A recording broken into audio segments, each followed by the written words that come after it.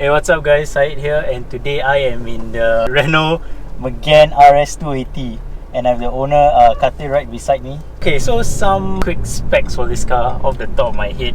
This car comes with a 1.8 litre turbocharged engine as compared to the 2 litre that came in the previous generations. Yeah, even though the car is down on power compared to the previous generations, the power has been increased to about 276, I believe. Yeah, 276 bhp. Somewhere around there. Yeah. And if I'm correct, 400 close to 400 tops, close like to 400. 380, 390 top, right? 380 I think. Yeah, and of course the looks and everything radically different from the previous generation, and I think it's a much better looking car right now. Also, the previous generation came in like 3 doors, right? Yeah, it was only a 3-door, 2 litre turbo, very standard. Yeah, kind and of now this car comes in with a 5-door, so it's more practical. Yeah. And also, previous generations only came with a manual. Yeah. Whereas this is the first generation to get an automatic transmission, which is the one we have in this car today. So, and one more thing, actually 2 more things. This car has a 4-wheel steering, right? Yes. Yeah, so the rear wheels will actually steer together the front wheels, which is quite interesting.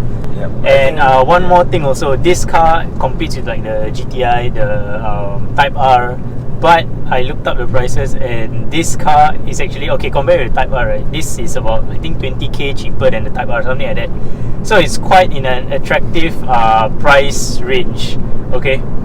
Hey guys, so I just want to quickly promote this Megane Owners Family Restaurant, which is located at Sembawang Road. It's called the Patio SG. This is the menu and it's not halal certified, but they do have a satay stall within the restaurant which is halal certified. So yeah, you can check it out. I'll put the details in the description below.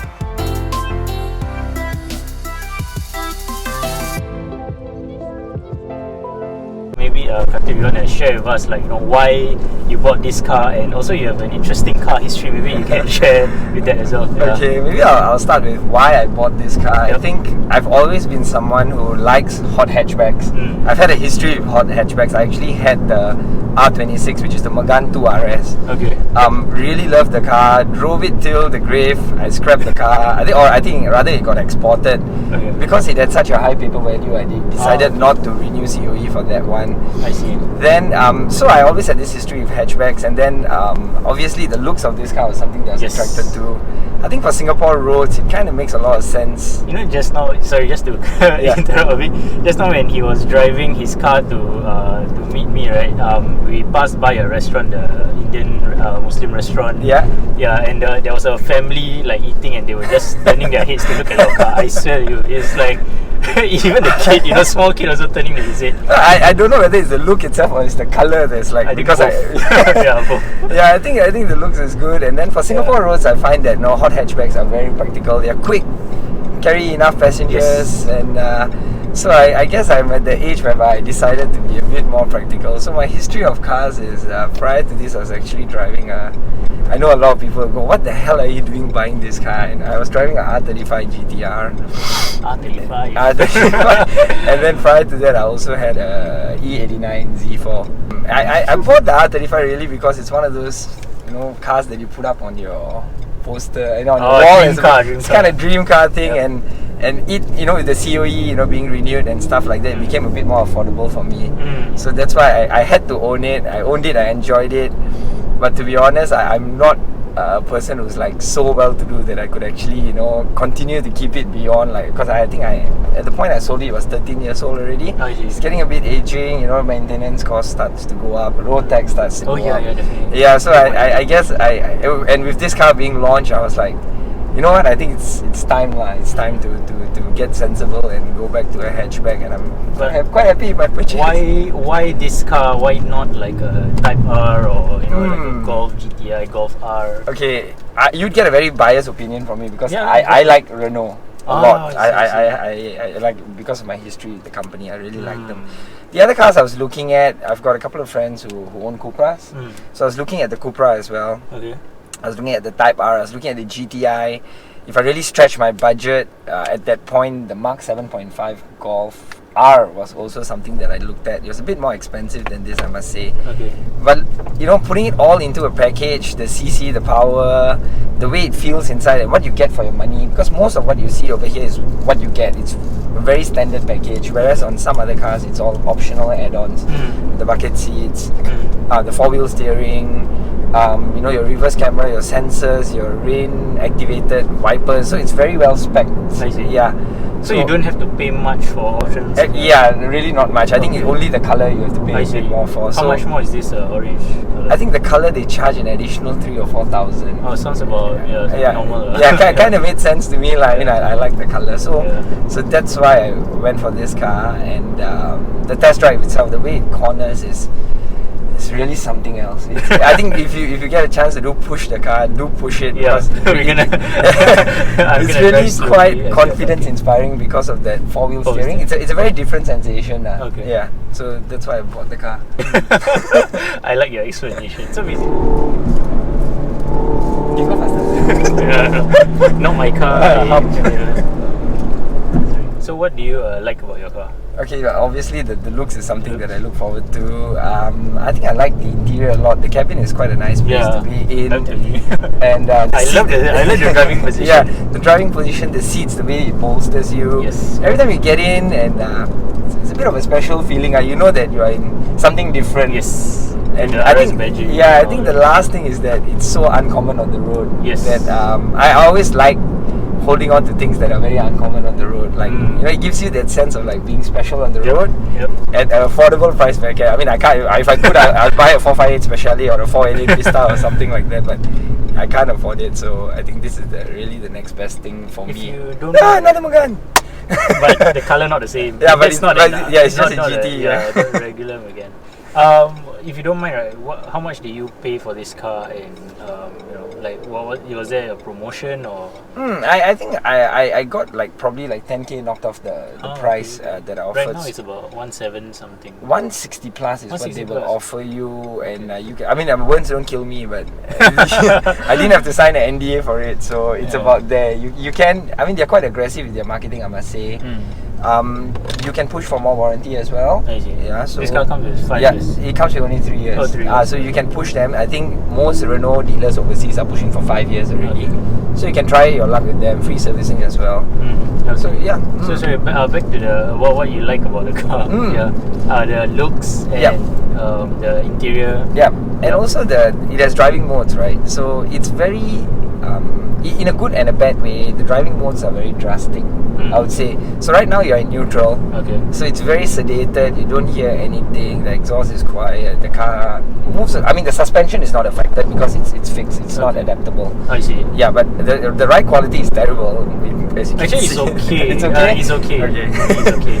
I've been in worse. Yeah. So I think I like the driving modes. Like if you want to be aggressive with it, or you want to be a proper hooligan, you put it in the sport or race, and it really starts to get quite a ruckus in here. Yeah, so I like that as well. The driven driving characteristics. Correct, yeah. So are any mods on this car? No, it's totally it's bone stock. Not even a tune? No, bone stock, yeah. So how long have you owned the car? I've had the car for about a year now. Oh, yeah. About 1 year. Okay. Yeah. No, you don't plan to mod it in any way? Maybe in the future when maybe the warranty starts to run out. And, that too. So I don't know how sticky words will be if I were to put on a tune and stuff like that. I think if you declare it, they should be okay. Yeah. But there are people overseas are running well over 340 horsepower already on the trophy models. But the trophy models is slightly different. It has a slightly different turbo. I see. Yeah, so I mean, a bit more powerful, right? Yeah. I mean, the stock trophy is about 300. They're just about to bring it in, by the way. Oh, okay. Yeah, and the trophy comes in manual, which is a bit of a bummer because I would have liked the manual. Okay. What was your fuel consumption like, if you don't mind sharing? Okay, so the fuel consumption, to be honest, for a 1.8 litre car, I find quite bad. Not that impressive. Okay. I think right now on this tank I'll probably be averaging slightly above 10 kilometers per litre. Oh, that's about normal. Yeah, but the car is small. Yeah, and small is 1.8, and I've been driving it very sedately. Like I've been putting it in neutral and driving it sedately. If you really start to drive it like how a hot hatch should be driven, not like a hooligan, but like some spirited driving here and there, you'll be getting only like 8 or 9, I think. Which for a small tank I find Not very good lah. So I was hoping you'd do a bit better when you drive it sedately, but it doesn't. But it's just a very small quirk. I mean, small thing lah for me. Yeah. Okay. Then what do you dislike about your car? Okay. I'm being overtaken by a Mazda 5 MPV, by the way. Yeah, sorry, you were saying? I think I don't like this infotainment system here. Okay. Because even the aircon controls and everything, as you can see, you have to go in here to do it, and it's not the best system. I think it can a bit laggy. It's a bit laggy. So sorry, I turned on the radio by accident. It's a bit laggy and it's not the best. So that part I really don't like it. And the same way I said that the driving modes are quite drastic. Yeah. I also don't like it because it's so drastic, because I can't find a sweet spot. Yeah, it's either sedated or it's loud. So but that's where they have this thing called the Perso, where you can personalize. Yeah, you can. You can personalize different things, but then I'm like too lazy to go through the entire thing. So I don't like that as well.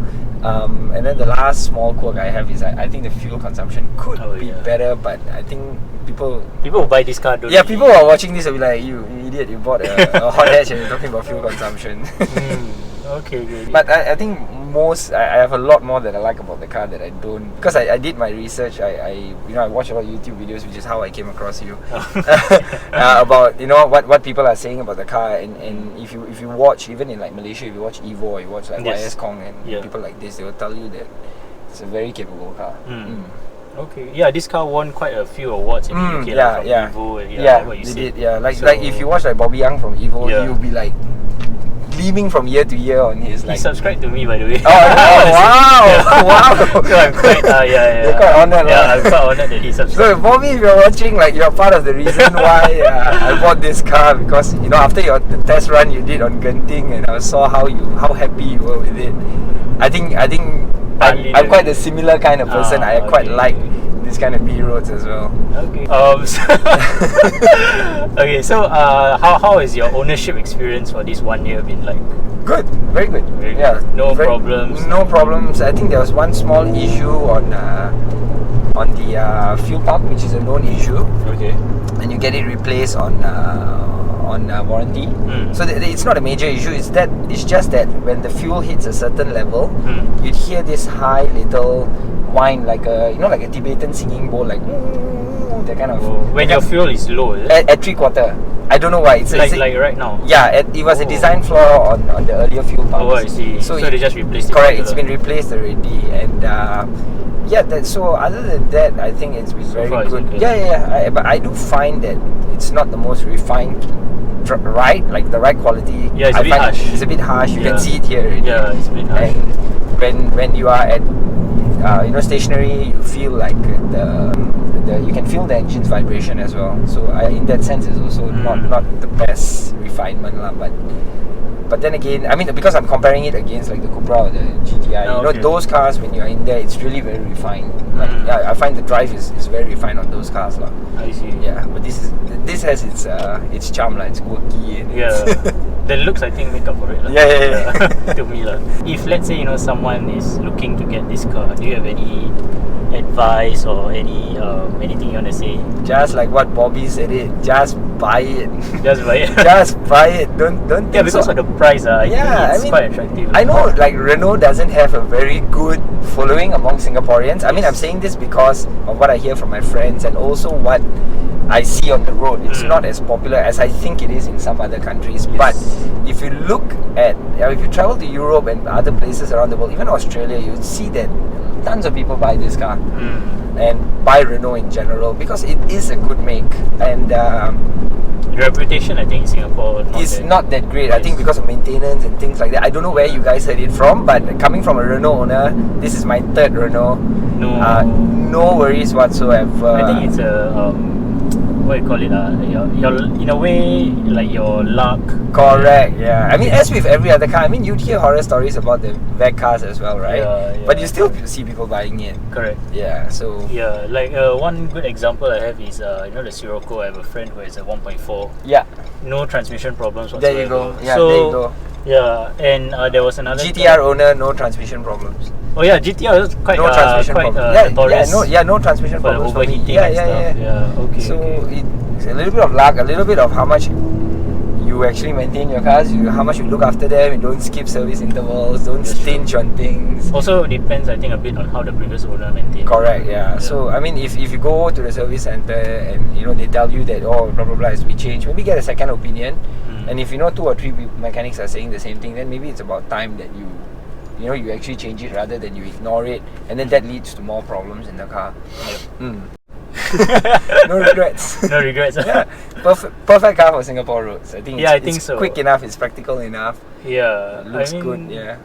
The comes size. with start stop. Yeah, it comes with start stop by the way. So it's been I will deactivate it for you. Yeah, quite okay lah. I mean the fuel consumption not that good, so a little bit of that helps as well. Yeah, but I think like what you said, perfect car for Singapore. I have to agree because the engine size is not that big. The road tax is a lot cheaper. The road tax is cheaper. The size also I think is perfect. It's definitely easily fast enough lah. I mean you won't even push the car. No, I don't think even on Singapore roads you're actually pushing it to its limit. Yeah, definitely. Okay. So good for track days as well. I'm looking forward to borders opening up and maybe bringing it for track day as well. Yeah, you should, man. Thanks so much for the very detailed. CarPlay is standard too.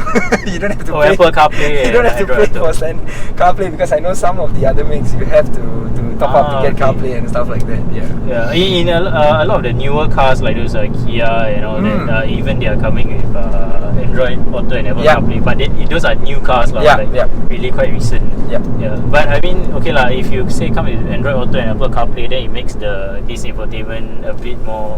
Correct. Bearable. Yeah. Anyway, I was saying, the interior is not a luxurious interior per se, but you feel special inside this car because you get the RS badging, the red stitching everywhere, the bucket seats, the carbon fiber trims. So carbon fiber look-alike. Carbon fiber look-alike trims. Yeah. So you are in something special, not a regular car. So that's another thing I really like about the car. Practicality also, I think it's okay lah for a car of this size. So when the owner of this car is quite tall, by the way, so his seat is pushed back quite far.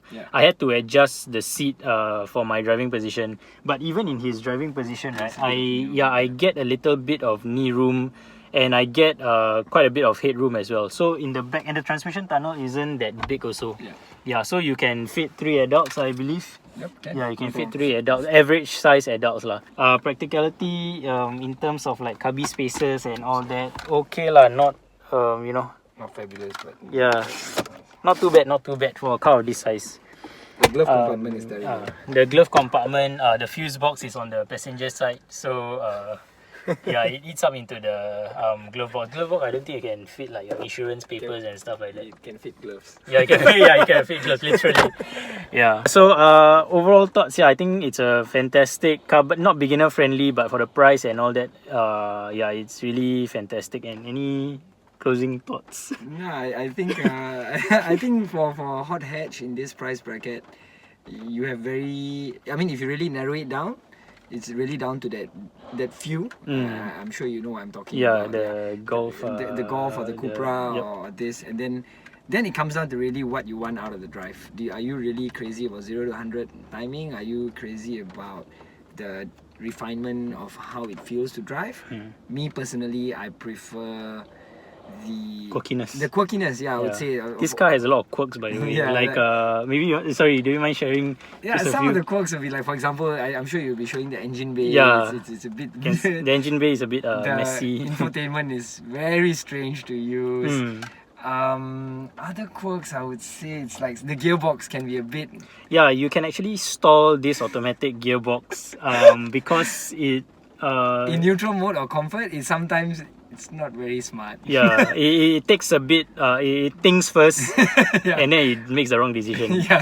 So you can actually stall this, but it doesn't happen that often. And it's nothing that you should put you away from buying this car. Don't be like, I'm saying all this, or these are all issues. No, it's not. It's a very reliable make. It's a very reliable car.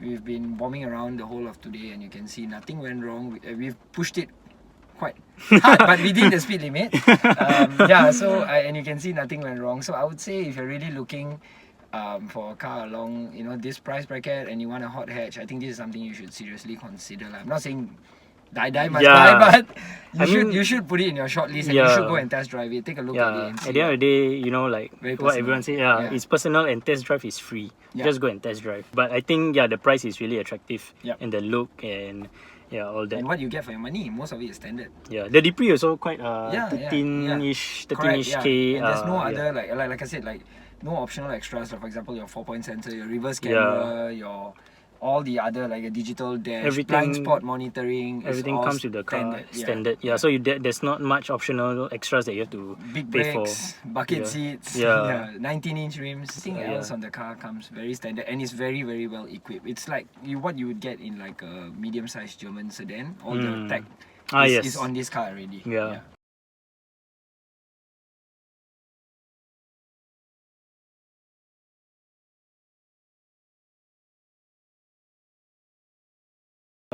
Yeah. So that's about it, guys. Thank you so much for watching. Hope you enjoyed it. I'll see you guys in the next review.